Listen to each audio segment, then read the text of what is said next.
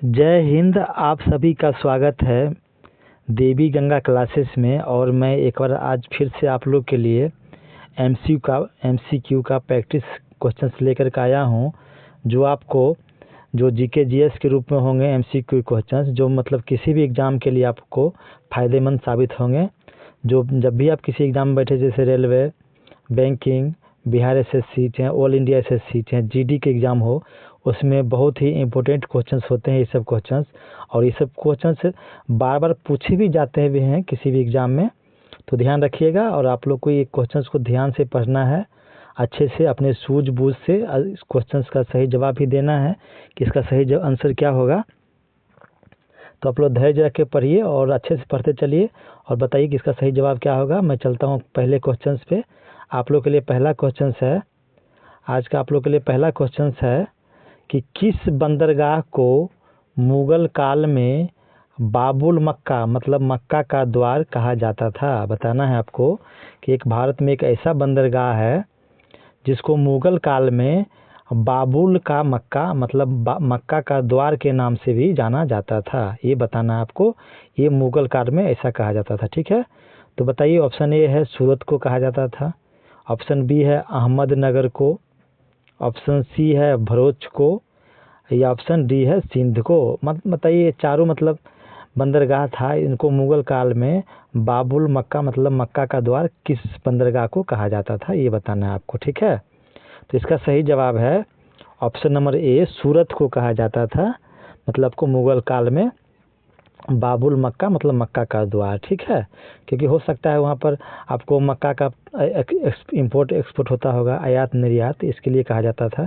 ठीक है, इसलिए मक्का का द्वार मतलब अनाजों के लिए होता था, इसलिए तो मक्का का द्वार के नाम से जाना जाता है। ठीक है, इस क्वेश्चन का सही आंसर ये हो गया। चले चलते हैं अगले सवाल पर। आप लोग के लिए अगला सवाल है, किसने भारत में फारसी त्यौहार नौरोज की शुरुआत की थी। बताना आपको कि ऐसा कौन सा एक शासक था कि आपको भारत में फारसी त्यौहार नौरोज की शुरुआत की थी। मैं आपको बता दूं एक बात और, कि मैं एक क्वेश्चंस को 2-3 बार रिपीट करूंगा ताकि आपको अच्छे से क्वेश्चंस आपके माइंड में सेट हो जाए और जब भी आप लोग एग्ज़ाम देने जाएं तो मतलब एक भी क्वेश्चंस गलत ना हो। ठीक है, तो ये ध्यान रखना है कि किसने भारत में फारसी त्यौहार नौरोज की शुरुआत की थी। ऐसा नहीं कि मैं आपको सीधे क्वेश्चंस पढ़ दिया, आंसर बता दिया, आगे चल जाऊँ, फिर आपको याद नहीं होगा, मतलब माइंड से निकल जाएगा। और 2-3 बार रिपीट करूँगा, आप लोग भी मेरे साथ साथ रिपीट कीजिएगा तो आपको क्वेश्चंस अच्छे से याद होते रहेंगे। ठीक है, तो बताइए कि किसने भारत में फारसी त्यौहार नौरोज की शुरुआत की थी। ऑप्शन ए है इल्तुतमिश, ऑप्शन बी है रजिया सुल्तान, ऑप्शन सी है बलबन, या ऑप्शन डी है अलाउद्दीन खिलजी। ठीक है, बताइए कि इसका सही जवाब क्या होगा कि किसने भारत में फारसी त्यौहार नौरोज की शुरुआत की थी। ऑप्शन ए है इल्तुतमिश, ऑप्शन बी है रजिया सुल्तान, ऑप्शन सी है बलबन, या ऑप्शन डी है अलाउद्दीन खिलजी। देखिए ये तीनों, इल्तुतमिश मतलब गुलाम वंश के शासक थे, उसके बाद रजिया सुल्तान आई, उसके बाद आए कौन, बलबन। ठीक है, अलाउद्दीन जो थे वो खिलजी वंश के संस्थापक थे। अब खिलजी वंश की स्थापना किसने किए थे, तो जलालुद्दीन खिलजी ने। ठीक है, ये भी ध्यान रखिएगा। इसका सही जवाब क्या है कि नौरोज की शुरुआत जो है, फारसी त्यौहार नौरोज की शुरुआत ये बलबन के द्वारा किया गया था, जो गुलाम वंश के शासक थे, जो रजिया सुल्तान के बाद गद्दी पर बैठे थे दिल्ली सल्तनत में। ठीक है, दिल्ली सल्तनत में जो बैठे थे गद्दी पर रजिया सुल्तान के बाद बलबन, इन्होंने ही नौरोज की शुरुआत की थी। ठीक है, ध्यान रखिएगा। थोड़ा सा जी फूटा हुआ है इसलिए आवाज़ फंस रही है। ठीक है, बुरा मत मानिएगा आप लोग।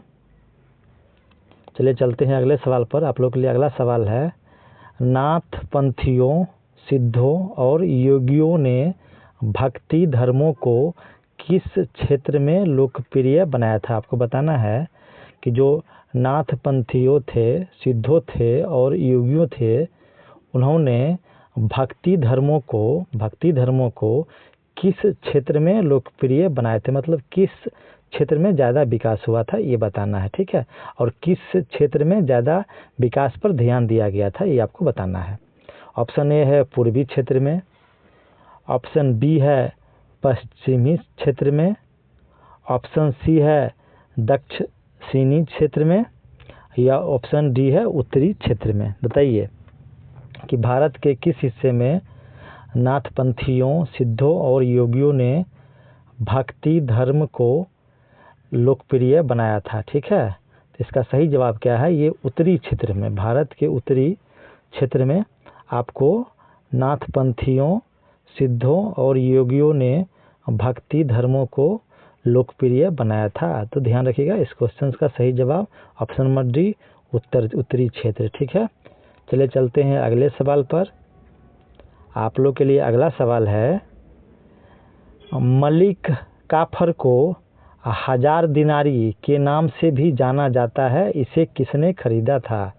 ठीक है, एक मलिक काफर थे जिनको 1000 दिनारी के नाम से जाना जाता था, इसे किसने खरीदा था इस 1000 दिनारी को? ठीक है, ये बताना है आपको। ऑप्शन ए है बलबन, ऑप्शन बी है इल्तुतमिश, ऑप्शन सी है फिरोज शाह तुगलक, या ऑप्शन डी है अलाउद्दीन खिलजी। बताइए कि इसका सही जवाब क्या होगा कि मलिक काफर को 1000 दिनारी के नाम से भी जाना जाता है, इसे किसने खरीदा था? ऑप्शन ए है बलबन, ऑप्शन बी है इल्तुतमिश, ऑप्शन सी है फिरोज शाह तुगलक, या ऑप्शन डी है अलाउद्दीन खिलजी। ठीक है, अगर आप लोग को ये वीडियो अच्छा लगता है तो प्लीज़ वीडियो को लाइक कर दीजिए, और चैनल को अभी तक आपने सब्सक्राइब नहीं किया तो सब्सक्राइब कर दीजिए और हमें सपोर्ट कीजिए। ठीक है, बताइए कि इसका सही जवाब क्या होगा? इसका सही जवाब है आपको अलाउद्दीन खिलजी। ठीक है, ऑप्शन नंबर डी इसका सही जवाब है।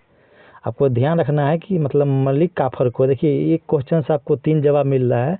अब मलिक काफर, इनको क्या कहा जाता था? तो 1000 दिनारी, और इसको किसने खरीदा था? तो अलाउद्दीन खिलजी, जो खिलजी वंश के शासक थे। अभी आपको ने पिछले क्वेश्चन में बताया कि खिलजी वंश की स्थापना जलालुद्दीन खिलजी ने किया था। ठीक है, जलालुद्दीन खिलजी, ध्यान रखिएगा। चलिए चलते हैं अगले सवाल पर। आप लोग के लिए अगला सवाल है, फुतुहात ए आलमगीरी किसके द्वारा लिखी गई थी? ये ध्यान रखना है कि फुतुहात ए आलमगीरी किसके द्वारा लिखी गई थी? ऑप्शन ए है कबीर साहब के द्वारा, ऑप्शन बी है ईश्वरदास नगर के द्वारा, सॉरी यहाँ पर नगर नहीं नागर होगा। ठीक है, ईश्वरदास नागर के द्वारा, ऑप्शन सी है अबुल फजल के द्वारा, या ऑप्शन डी है सैयद अहमद के द्वारा। अच्छे से आप लोग अपने बुद्धि विवेक से इस क्वेश्चन का सही जवाब दीजिए। ठीक है, कि फुतुहात ए आलमगीरी किसके द्वारा लिखी गई थी? कबीर साहब के द्वारा, ईश्वरदास नागर के द्वारा, सी है अबुल फजल के द्वारा, या डी है सैयद अहमद के द्वारा। आप लोग अच्छे से सोच समझ के इसका सही जवाब दीजिए। इसलिए मैं एक क्वेश्चंस को 3 बार 4 बार रिपीट करता हूं, ताकि आपको क्वेश्चंस अच्छे से माइंड में सेट हो जाए। ठीक है, ताकि आप एक भी क्वेश्चंस अपने एग्जाम में मिस ना करें। ठीक है, सहूलियत होगी एग्जाम में जब आप अच्छे से क्वेश्चंस को पढ़ के ध्यान में रखेंगे। ठीक है, बताइए कि इसका सही जवाब क्या है? इसका सही जवाब है ईश्वरदास नागर। ठीक है, फुतुहात ए आलमगीरी किसके द्वारा लिखी गई थी? तो ईश्वरदास नागर के द्वारा, ये ध्यान रखिएगा। चलिए चलते हैं अगले सवाल पर। आप लोग के लिए अगला सवाल है कि निम्नलिखित में से किस सूफी सिलसिले की स्थापना बिहार में हुई थी? अब बताइए, एक ऐसा सूफी सिलसिला है जिसकी स्थापना बिहार में हुई थी, ये आपको बताना है। ऑप्शन ए है फिरदौसिया की हुई थी, ऑप्शन बी है बरनी की हुई थी, ऑप्शन सी है सुधारवादी की हुई थी, ऑप्शन डी है इनमें से कोई नहीं, मतलब कोई और ही की स्थापना हुई थी। ठीक है, ये बताना है आपको। बताइए अच्छे से सोच के। ये सब क्वेश्चंस 1-2 बार बीपीएससी में पूछा जा चुका है। ठीक है, प्रीलिम्स में, और ऑल इंडिया लेवल पर भी 1 आध बार पूछा जा चुका है, ध्यान रखिएगा। और बिहार में तो खास करके ज़्यादा पूछा जाता है, क्योंकि बिहार पुलिस चाहे बीपीएससी में चाहे बिहार एसएससी में भी पूछा जा सकता है आपको।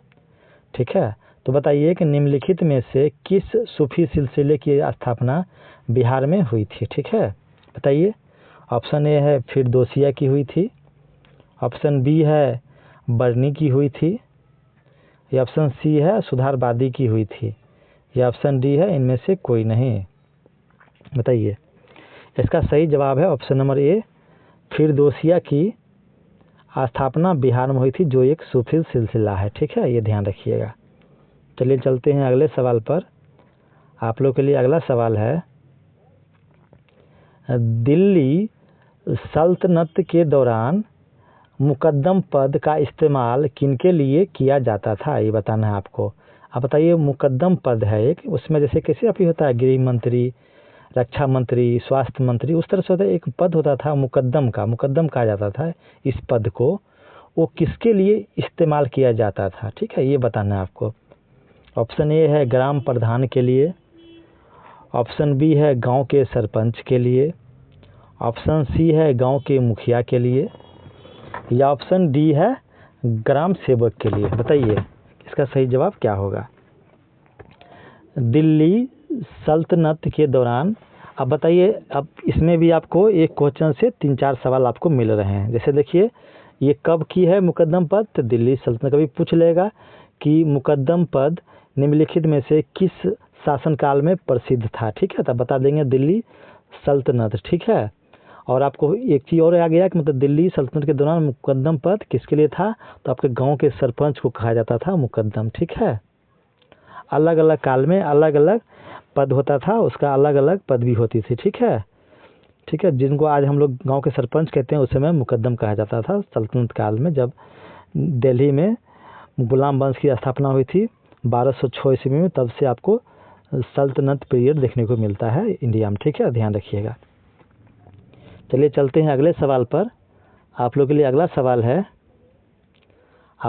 सवाल है कि तारीख ए फिरोजशाही किसके द्वारा लिखी गई थी। ठीक है, बताइए कि तारीख ए फिरोजशाही किसके द्वारा लिखी गई थी। ऑप्शन ए है जलालुद्दीन हसन के द्वारा, ऑप्शन बी है अलाउद्दीन खिलजी के द्वारा, ऑप्शन सी है फिरोज शाह तुगलक के द्वारा, या ऑप्शन डी है जियाउद्दीन बर्नी के द्वारा। बताइए, अच्छे से सोच समझ के इसका सही जवाब दीजिए।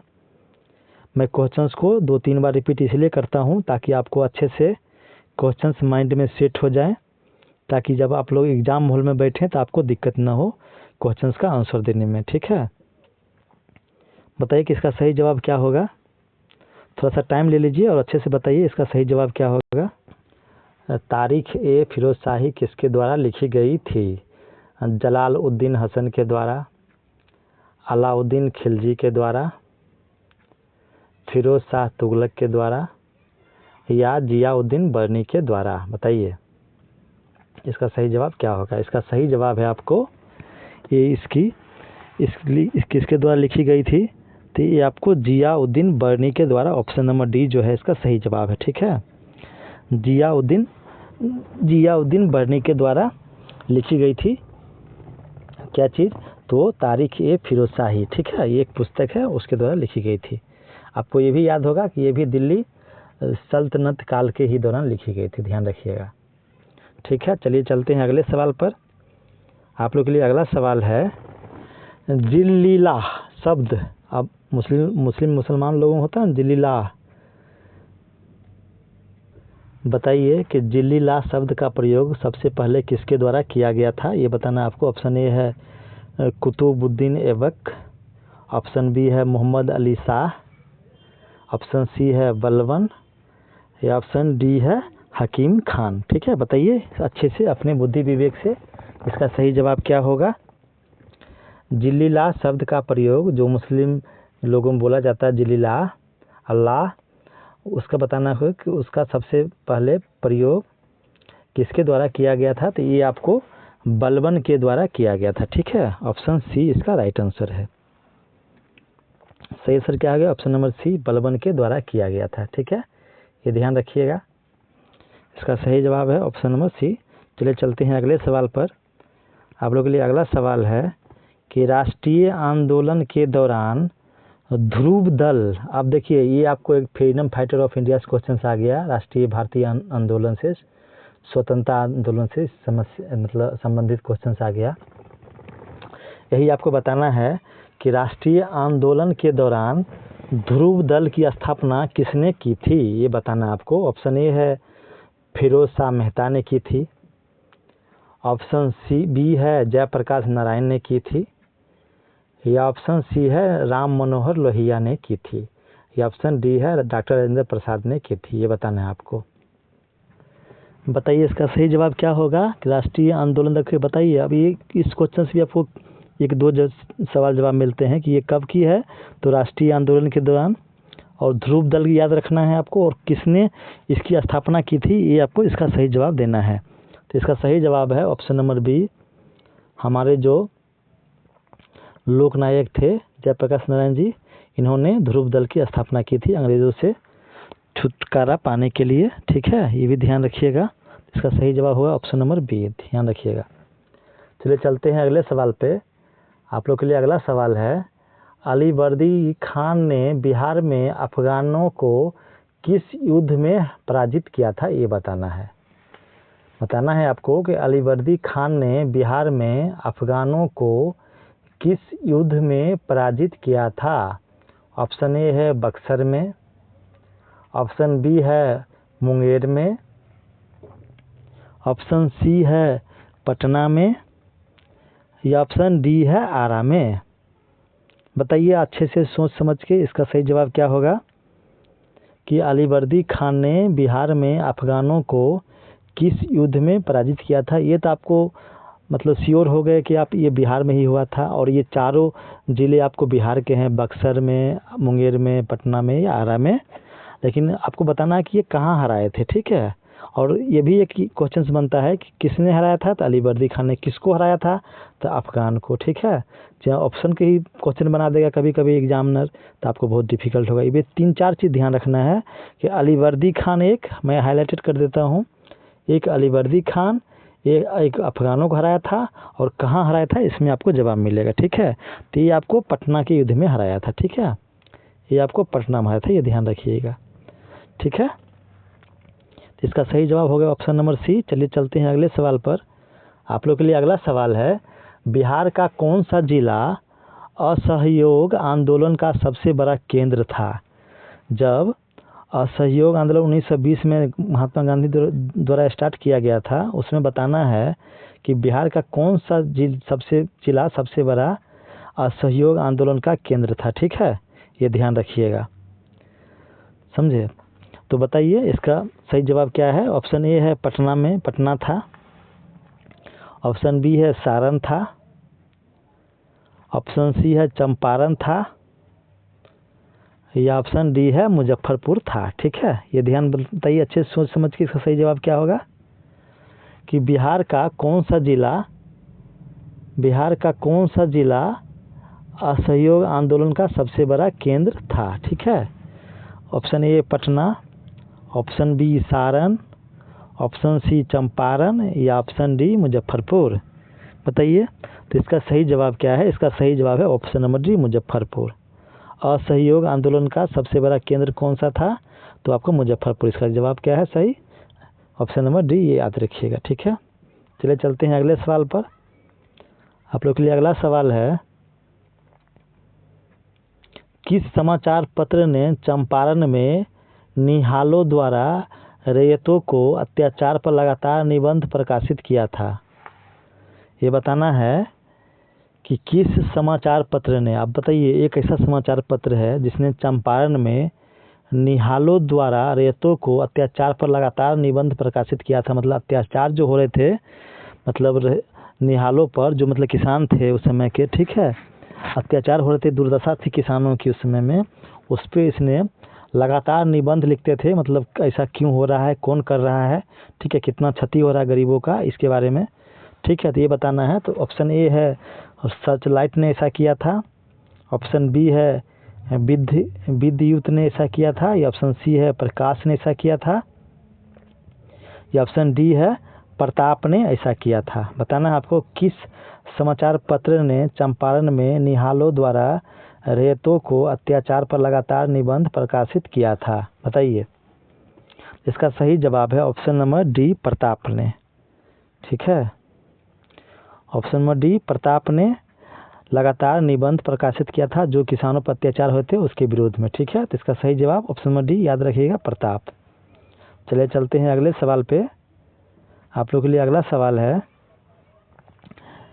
रोलेक्ट एक्ट के विरोध में पटना में 6 अप्रैल 1919 आंदोलन हुआ था। 1919 में, यहाँ पर होगा में, 1919 में आंदोलन हुआ था जिसका नेतृत्व किसने किया था, ये बताना आपको। रोलेक्ट एक्ट के विरोध में पटना में 6 अप्रैल 1919 में आंदोलन हुआ था जिसका नेतृत्व किसने किया था, ये बताना आपको। ऑप्शन ए है मोहम्मद अली ने किया था, ऑप्शन बी है सैयद हसन श्याम ने किया था, ऑप्शन सी है शौकत अली ने किया था, या ऑप्शन डी है मोहम्मद सलीम ने किया था। अच्छे से आप लोग अपने सोच समझ के अपने विवेक से इस क्वेश्चन का सही जवाब दीजिए, ठीक है। रोलेक्ट एक्ट के विरोध में पटना में 6 अप्रैल 1919 में आंदोलन हुआ था जिसका नेतृत्व किसने किया था, तो आपको इसका आंसर क्या है, option number B Syed Hasan Shyam, ठीक है। आप लोग घबराइएगा नहीं कि सर थोड़ा सा धीरे पढ़ाते हैं, आपको मैं क्वेश्चन मतलब पढ़ाता ही नहीं हूँ, बल्कि आपको याद भी करवाता हूँ, ठीक है। तो ये भी ध्यान रखिएगा। इसका सही जवाब क्या है, सैयद हसन श्याम, ठीक है। ये ध्यान रखिए कब हुआ था, 1919 में, जब आपको, और इसके 7 दिन बाद मतलब 13 अप्रैल 1919 को जालियांवाला बाग नरसंहार होता है जिसमें हज़ारों आदमी मारे जाते हैं और घायल भी हज़ारों आदमी होते हैं, ठीक है। ये भी ध्यान रखिएगा। चलिए चलते हैं अगले सवाल पे। आप लोग के लिए अगला सवाल है पटना के सबसे पहले अंग्रेज मजिस्ट्रेट कौन थे, ये बताना है आपको कि पटना के सबसे पहले अंग्रेज मजिस्ट्रेट कौन थे, ये बताना आपको। ऑप्शन ए है लुइस मार्टिन थे, ऑप्शन बी है माइकल वांटेड थे, ऑप्शन सी है डैन हॉक थे, या ऑप्शन डी है चार्ल्स फ्रांसिस ग्रांड थे। बताइए इसका सही जवाब क्या होगा। पटना के सबसे पहले अंग्रेज मजिस्ट्रेट कौन थे। ऑप्शन ए है लुइस मार्टिन, ऑप्शन बी है माइकल वांटेड, ऑप्शन सी है डैन हॉक, या ऑप्शन डी है चार्ल्स फ्रांसिस ग्रांड, ठीक है। बताइए तो इसका सही जवाब क्या होगा। अगर हाँ आप लोग को ये वीडियो अच्छा लगता हो तो प्लीज़ वीडियो को लाइक कर दिया कीजिए, सब्सक्राइब भी कर दीजिए अभी तक आपको चैनल को नहीं किए हैं तो, और बेल आइकन भी दबा दिए ताकि आपको जो भी मैं वीडियो पहले डालूंगा सबसे पहले आपको मिल जाएगा, ठीक है। बताइए इसका सही जवाब क्या होगा। तो इसका सही जवाब है चार्ल्स फ्रांसिस ग्रांड।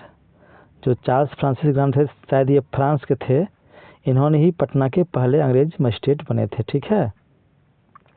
सॉरी, अब यहाँ पर अंग्रेज करा दी, अंग्रेजी मतलब ब्रिटिश ही थे, ठीक है, तो ब्रिटिश थे, याद रखिएगा।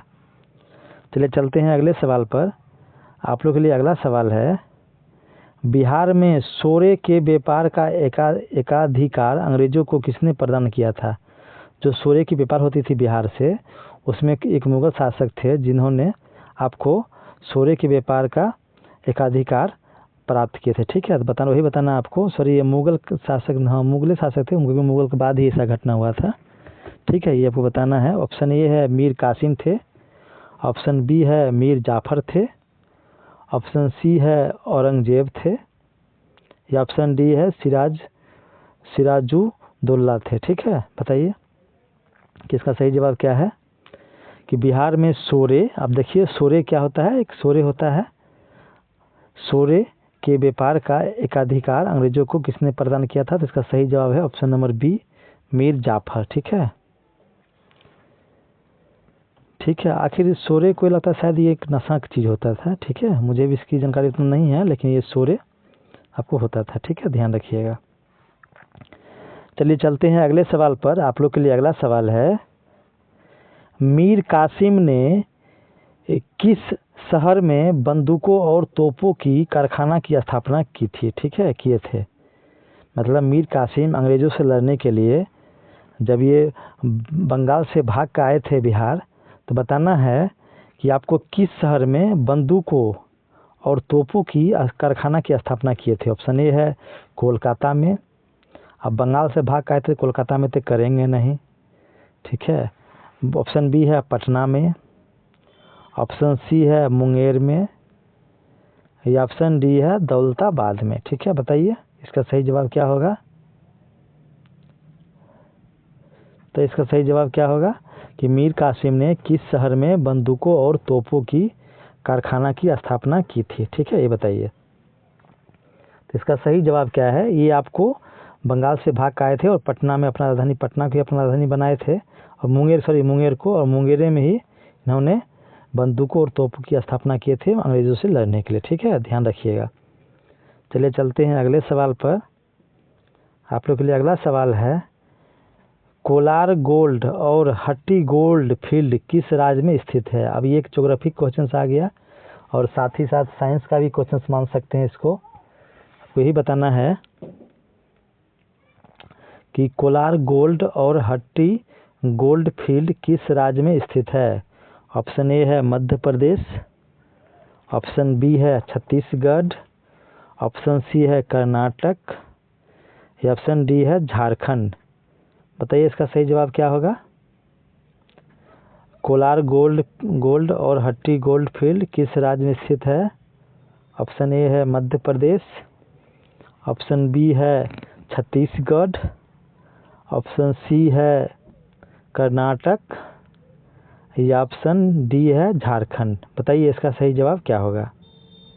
ठीक है, तो इसका सही जवाब है, ये दोनों गोल्ड फील्ड जो है आपको कर्नाटक में स्थित है, ध्यान रखिएगा। और कर्नाटक में और क्या क्या मिलता है, तो सबसे ज़्यादा हाथी अपने देश में कहाँ मिलता है, तो यह कर्नाटक में मिलता है। ठीक है, ये भी ध्यान रखिएगा। ठीक है, तो इसका सही जवाब हो गया आपको ऑप्शन नंबर सी कर्नाटक। चलिए चलते हैं अगले सवाल पर। आप लोग के लिए अगला सवाल है, लेटेराइट मृदा किस जलवायु परिस्थितियों में विकसित होती है। आपको बताना है कि एक मृदा है जो ऐसा जलवायु परिस्थिति है जहाँ पर ये मतलब बनती है। ठीक है, ये बताना आपको। तो यही बताना है कि आपको लेटेराइट मृदा किस जलवायु परिस्थितियों में विकसित होती है, ये बताना है आपको। ठीक है, ध्यान रखिएगा कि लेटेराइट मृदा किस जलवायु परिस्थितियों में विकसित होती है। ऑप्शन ए है आर्द्र जलवायु में, ऑप्शन बी है शुष्क जलवायु में, या ऑप्शन सी है निम्न जलवायु में, ऑप्शन डी है मिष्टी जलवायु में। ये बताइए कि लेटेराइट एक मिट्टी है जो आपको फॉर्म होती है एक जलवायु में, वो बताना है कि किस जलवायु परिस्थितियों में विकसित होती है। ऑप्शन ए है आर्द्र जलवायु में, ऑप्शन बी है शुष्क जलवायु में, ऑप्शन सी है निम्न जलवायु में, या ऑप्शन डी है मिष्टी जलवायु में। बताइए इसका सही जवाब क्या होगा। तो इसका सही जवाब है ऑप्शन नंबर ए, ये आपको आर्द्र जलवायु में फॉर्म होती है। ठीक है, ये ध्यान रखिएगा। चलिए चलते हैं अगले सवाल पर। आप लोग के लिए अगला सवाल है, निम्न में से कौन सा पठार ग्रेनाइट और नीस से बना हुआ है। ये बताना है कि एक ऐसा पठार है इनमें से जो आपको ग्रेनाइट और नीस से मिलकर बना हुआ है। वहाँ मतलब नीस और ग्रेनाइट भी मिलता है आगे के फॉर्मेशन के लिए। ऑप्शन ए है अमरकंटक का पठार, ऑप्शन बी है विंध्याचल का पठार, ऑप्शन सी है छोटा नागपुर का पठार, या ऑप्शन डी है नीलगिरी का पठार। बताइए इसका सही जवाब क्या होगा। निम्न में से कौन सा पठार ग्रेनाइट और नीस से बना हुआ है। ऑप्शन ए है अमरकंटक से, ऑप्शन बी है विंध्याचल से, ऑप्शन सी है छोटा नागपुर से, या ऑप्शन डी है नीलगिरी से। बताइए इसका सही जवाब क्या होगा। ठीक है, आप देखिए ग्रेनाइट और नीस से बना हुआ है, तो ये आपका छोटा नागपुर का पठार है। ठीक है, छोटा नागपुर जो कि झारखंड में स्थित है, उसका पठार जो है ग्रेनाइट और नीस से मिलता है। आपको इससे ये भी पता चलता है कि ग्रेनाइट और नीस कहाँ मिलता है, तो छोटा नागपुर से। ये भी याद रखिएगा, ऐसा भी क्वेश्चन पूछा जा सकता है। पूछ देगा आपसे कि छोटा नागपुर में कौन सा छोटा नागपुर पठार में कौन सा मतलब मिनरल मिलता है, तब बताएंगे ग्रेनाइट और नीस। ठीक है, एक तो एग्जाम ऐसा पूछा भी गया है पिछले में। ठीक है ना, ध्यान रखिएगा। चलिए चलते हैं अगले सवाल पर। आप लोग के लिए अगला सवाल है, विश्व का प्रथम हवाई डाक सेवा, बताइए अब ये क्वेश्चन कितना खतरनाक है कि विश्व का प्रथम कह रहा है, ठीक है। और हवाई डाक सेवा, हवाई मतलब एरोप्लेन के द्वारा, हवाई डाक सेवा की शुरुआत कहाँ से कहाँ तक हुई थी, अब विश्व में हुआ था, ये यहाँ ध्यान रखना है। और ये आपको चारों जो है, ये चारों ऑप्शन में जो है आपको इंडिया है, क्योंकि इंडिया में पहली बार हुई थी, ये भी ध्यान रखना है। ये भी पूछ देगा कि विश्व का प्रथम हवाई डाक सेवा किस देश में, तो बता दीजिएगा भारत में। अब कहाँ से कहाँ पूछ देगा तो ये बताना है आपको। ऑप्शन ए है इलाहाबाद से नैनी तक हुई थी। ऑप्शन बी है इलाहाबाद से पुणे तक हुई थी। ऑप्शन सी है इलाहाबाद से बेंगलोर तक हुई थी। ऑप्शन डी है इलाहाबाद से रांची तक हुई थी। ये आपको बताना है, ठीक है। बताइए इसका सही जवाब क्या होगा। विश्व का प्रथम हवाई डाक सेवा की शुरुआत कहाँ से कहाँ तक हुई थी, ये बताना है, ठीक है। इलाहाबाद से नैनी तक, इलाहाबाद से पुणे तक, इलाहाबाद से बेंगलोर तक, या इलाहाबाद से रांची तक, ठीक है। ध्यान रखिए। बताइए इसका सही जवाब क्या होगा। तो इसका सही जवाब है ऑप्शन नंबर ए, ऑप्शन नंबर ए, इलाहाबाद से नैनी तक इसकी शुरुआत हुई थी पहली बार विश्व में, ठीक है। तो इसका ध्यान रखिए, ऑप्शन नंबर ए इसका सही जवाब हो जाता है, ठीक है। चलिए चलते हैं अगले सवाल पर। आप लोग के लिए अगला सवाल है कि काई और लाइकेन मुख्य रूप से कहाँ पाए जाते हैं। अब काई होता है, देखिएगा एकदम पानी के ऊपर जो पानी से काई लगी रहती है, लाइकेन होते हैं जो पेड़ पौधे होते हैं जंगली पानी में। ये बताना है कि काई और लाइकेन आपको मुख्य रूप से कहाँ पाए जाते हैं, ये आपको बताना है, ठीक है। ऑप्शन ए है साइबेरिया में पाए जाते हैं। ऑप्शन बी है आपको टुंडा में पाए जाते हैं। ऑप्शन सी है आपको मरुस्थल में पाए जाते हैं। या ऑप्शन डी है सहारा में पाए जाते हैं। बताइए इसका सही जवाब क्या होगा। बताइए इसका सही जवाब क्या होगा, बोलिए। कि काई और लाइकेन मुख्य रूप से कहाँ पाए जाते हैं, ये आपको ज्योग्राफी के क्वेश्चन है। देखिए मैं इस वीडियो में आपको ज्योग्राफी का भी क्वेश्चन बताया, हिस्ट्री का भी बताया, भारतीय आंदोलन सल्तनत काल भी बताया। ये सब इसी तरह से मैं ऑल सब्जेक्ट का आपको एमसीक्यू कराता रहूँगा डेली, ठीक है। खाली आप लोग हमें सपोर्ट करते रहिए, ठीक है। तो बताइए कि काई और लाइकेन मुख्य रूप से कहाँ पाए जाते हैं। तो ये आपको टुंडा में पाए जाते हैं। सॉरी यहाँ पर टुंडा नहीं, टुंड्रा होगा, टुंड्रा यहाँ पर ऐसे टुंड्रा होगा, ठीक है। टुंड्रा में पाए जाते हैं, ध्यान रखिएगा। तो इसका सही आंसर क्या हो गया, ऑप्शन नंबर बी इसका सही आंसर है, ठीक है। चलिए चलते हैं अगले सवाल पर। आप लोगों के लिए अगला सवाल है, इनमें से किस महासागर की आकृति त्रिभुजाकार होती है, समझे। मतलब बताना है कि ऐसी एक महासागर है त्रिभुजाकार जैसे कैसे होती है, ठीक है। वही बताना आपको। इनमें से एक महासागर है जिसकी आकृति त्रिभुजाकार होती है। ऑप्शन ए है प्रशांत महासागर की होती है। ऑप्शन बी है आपको अटलांटिक महासागर की होती है। ऑप्शन सी है आपको अंटार्कटिक महासागर की होती है। या ऑप्शन डी है आपको हिंद महासागर की होती है। अच्छे से बताइए। आपको ये वीडियो अच्छा लगता होगा तो प्लीज़ वीडियो को लाइक कर दीजिए, और अभी तक चैनल को आपने सब्सक्राइब नहीं किया तो प्लीज़ सब्सक्राइब भी कर दीजिए। और बताइए इसका सही जवाब क्या होगा। इनमें से किस महासागर की आकृति त्रिभुजाकार होती है। तो इसका सही जवाब है ऑप्शन नंबर डी, ठीक है, हिंद महासागर, ठीक है। आप ध्यान से देखिएगा तो ऊपर में आपको नॉर्थ में इंडिया भी जहाँ लोकेटेड है, मालदीव भी है, श्रीलंका भी है, आपको त्रिभुजाकार दिखेगी, ठीक है। क्योंकि इधर से भी आपको अरेबियन सी, और आपको इधर अरब कंट्री, और इधर अफ्रीका, और इधर आपको यहाँ पर ऑस्ट्रेलिया मिलती है, ठीक है।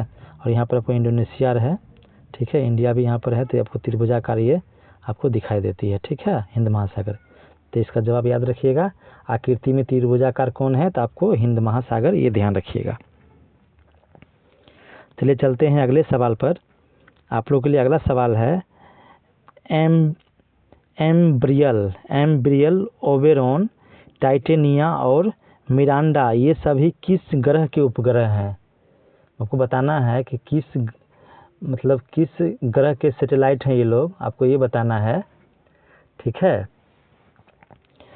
एम्ब्रियल, ओबेरॉन, टाइटेनिया और मिरांडा ये सभी किस ग्रह के उपग्रह हैं? ऑप्शन ए है शनि के, ऑप्शन बी है अरुण के, ऑप्शन सी है आपको बृहस्पति के, या ऑप्शन डी है आपको बुध के, बुध ग्रह के। बताइए किसका सही जवाब क्या होगा? एम्ब्रियल, ओबेरॉन, टाइटेनिया और मिरांडा ये सभी किस ग्रह के उपग्रह हैं? तो इसका सही जवाब है option number A B, Arun ग्रह के उपग्रह हैं चारों। ठीक है, याद रखिएगा, पूछ देगा कि मतलब ये चार, एक ऑप्शन दे देगा, तीन को कुछ और दे देगा, पूछ लेगा कि अरुण ग्रह के कौन है, तो एम्ब्रियल, ओबेरॉन, टाइटेनिया और मिरांडा ये चारों किसके हैं? तो अरुण के। ठीक है, चलिए चलते हैं अगले सवाल पर। आप लोग के लिए अगला सवाल है, निम्न में से किस गैस की उपस्थिति के कारण वरुण ग्रह हरे रंग का दिखाई देता है? ये बताना है आपको। ठीक है, कि ऐसी कौन सी गैस उपस्थित होती है जिसके कारण वरुण ग्रह जो है हरे रंग का प्रतीत होता है या फिर दिखाई देता है? ऑप्शन ए है प्रोपेन की उपस्थिति के कारण, ऑप्शन बी है ऑक्सीजन के कारण, ऑप्शन सी है आपको मीथेन के कारण, या ऑप्शन डी है आपको हाइड्रोजन के कारण। ये ध्यान रखना है। ठीक है, बताइए कि इसका सही जवाब क्या होगा? बताइए, निम्न में से किस गैस की उपस्थिति के कारण वरुण ग्रह हरे रंग का दिखाई देता है? ऑप्शन ए है प्रोपेन के कारण, ऑप्शन बी है ऑक्सीजन के कारण, ऑप्शन सी है मीथेन के कारण, या ऑप्शन डी है आपको हाइड्रोजन के कारण। देखिए, मैं क्वेश्चंस को बार बार मैं बता रहा हूँ कि क्वेश्चंस को मैं 2-3 बार रिपीट करता हूँ ताकि आपको क्वेश्चंस और आंसर दोनों माइंड में एक के बार याद हो जाए। ठीक है, ताकि आप जब भी एग्जाम हॉल में रहें तो आपको एक भी क्वेश्चंस मिस ना हो। ऐसा नहीं कि मैं पढ़ा के निकल जा रहा हूँ सीधे क्वेश्चन आंसर बता करके, ऐसा नहीं है, मैं याद भी करवाते चल रहा हूँ साथ ही साथ, ताकि आपको लिए अच्छा रहेगा एग्जाम में। बताइए कि इसका सही जवाब क्या होगा? इसका सही जवाब है ऑप्शन नंबर सी, मीथेन की उपस्थिति के कारण आपको वरुण ग्रह हरे रंग का प्रतीत दिखाई देता है या प्रतीत होता है। ठीक है, इसका सही जवाब ऑप्शन नंबर सी, ध्यान रखिएगा। चलिए चलते हैं अगले सवाल पर। आप लोग के लिए अगला सवाल है, ऑरेंज नदी। अब बताइए, एक ऑरेंज नदी है जो आपको ऑरेंज टाइप की है, मतलब देखने में शायद होती होगी, चाहे उसका नाम होगा, हम लोग तो वहाँ गए नहीं हैं, ये विदेश में है, अपना देश में नहीं है। ऑरेंज नदी किस देश में बहती है ये बताइएगा। ठीक है, ऑप्शन ए है नाइजीरिया में, ऑप्शन बी है दक्षिण अफ्रीका में, ऑप्शन सी है मिस्र में, या ऑप्शन सी है केन्या में, या ऑप्शन डी है मिस्र में। देखिए, ये चारों कंट्री जो हैं आपको अफ्रीकन यूनियन का कंट्री है, अफ्रीकन देश की कंट्री है। ठीक है, महाद्वीप में स्थित है ये चारों देश। तो आपको ऑरेंज नदी भी इसी कॉन्टिनेंट में बहती है, और आपको बताना है कि किस देश में बहती है। एक मतलब प्रसिद्ध नदी है ऑरेंज नदी। ठीक है, ये आपको बताना है। इसका सही जवाब क्या है? इसका सही जवाब को होता है ऑप्शन नंबर बी, दक्षिण अफ्रीका में बहती है। ठीक है, तो इसका सही जवाब क्या होगा? ऑप्शन नंबर बी, आपको ऑरेंज नदी कहाँ बहती है? तो आपको ये दक्षिण अफ्रीका में बहती है, ये ध्यान रखिएगा। चलिए चलते हैं अगले सवाल पर। आप लोग के लिए अगला सवाल है कि भारत में कहाँ रीमो हिमनद स्थित है? बताइए कि भारत में कहाँ रीमो हिमनद स्थित है? ऑप्शन ए है सिक्किम में स्थित है, ऑप्शन बी है अरुणाचल प्रदेश में स्थित है, ऑप्शन सी है हिमाचल प्रदेश में स्थित है, या ऑप्शन डी है लद्दाख में स्थित है। ये आपको बताना है। ठीक है, बताइए कि भारत में कहाँ रीमो हिमनद स्थित है। ठीक है, अब हिमनद है जो कि बर्फीली जगह है, वही हिमनद उसको बोलते हैं, इनका नाम है रीमो, और ये कहाँ स्थित है? तो ये आपको लद्दाख में स्थित है। ठीक है, ध्यान रखिएगा, ये सब क्वेश्चंस बहुत इंपॉर्टेंट है। मतलब किसी भी एग्जाम में आपको क्वेश्चन, अगर एग्जामिनर को टफ करना होगा तो आपको टफ क्वेश्चंस पूछ सकता है। ठीक है, तो ये ध्यान रखिएगा। बताइए भारत में कहाँ रीमो हिमनद स्थित है? तो ये आपको लद्दाख में स्थित है, ध्यान रखिएगा। चलिए चलते हैं अगले सवाल पर। आप लोग के लिए अगला सवाल है, आप लोग के लिए अगला सवाल क्या है कि मेलागिरी पर्वत, अब बताना है, एक और पठार की बात है, पर्वत की बात है। मेलागिरी पर्वत जिसको गीली भी कहा जाता है वह किस राज्य में स्थित है, ये बताना आपको। बताइए इसका सही जवाब क्या होगा। मेलागिरी पर्वत जिसको मेलगिली भी कहा जाता है वह किस राज्य में स्थित है, बताइए। ऑप्शन ए है आपको तमिलनाडु में स्थित है, ऑप्शन बी है आपको कर्नाटक में स्थित है, ऑप्शन सी है आपको हिमाचल प्रदेश में स्थित है, या ऑप्शन डी है आपको झारखंड में स्थित है। ठीक है, बताइए अच्छे से सोच समझ के इसका सही जवाब क्या होगा। बताइए कि मेलागिरी पर्वत है, इसका देखिए एक मेलागिरी पर्वत है, उसको किस नाम से जाना जाता है, ऐसा भी क्वेश्चन किसी भी एग्जाम में फॉर्म हो सकता है, बन सकता है। उसको मेलागिरी पर्वत है, इसको क्या कहा जाता है, तो मेलगिली भी कहा जाता है। और ये किस राज्य में स्थित है ये बताना आपको, तो ये आपको तमिलनाडु राज्य में स्थित है। ठीक है, ये ध्यान रखिएगा कि मेलागिरी पर्वत जिसको मेलगिली भी कहा जाता है वह कहाँ स्थित है, किस राज्य में, तमिलनाडु में, ये ध्यान रखिएगा। चलिए चलते हैं अगले सवाल पर।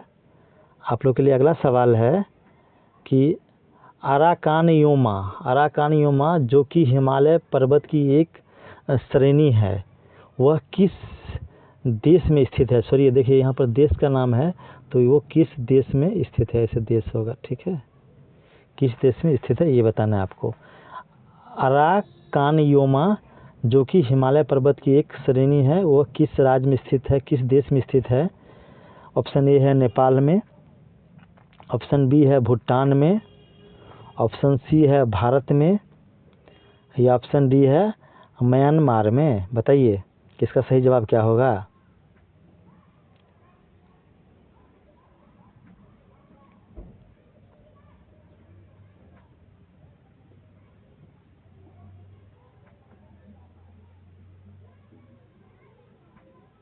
बोलिए इसका सही जवाब क्या होगा।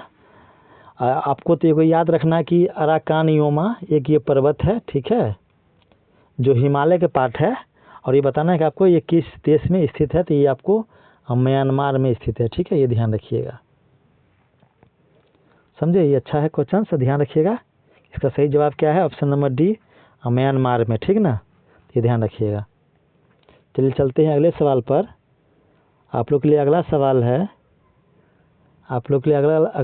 है, शायद ये लास्ट क्वेश्चन है आज का इस वीडियो का, कि वह कौन सा नहर है जो एशिया को अफ्रीका से अलग करता है। ठीक है, अब देखिए यहाँ पर 4 गो नहर है, बताना है कि ऐसा कौन सा नहर है जो आपको, यहाँ पर मान लीजिए एशिया है और यहाँ पर अफ्रीका है, तो इसमें नहर है, जैसे इधर आपको मेडिटेरियन सी मिलता है, इधर आपको रेड सी मिलता है, इसको कनेक्ट भी करता है ये नहर, और इसको अफ्रीका और एशिया को अलग भी करता है।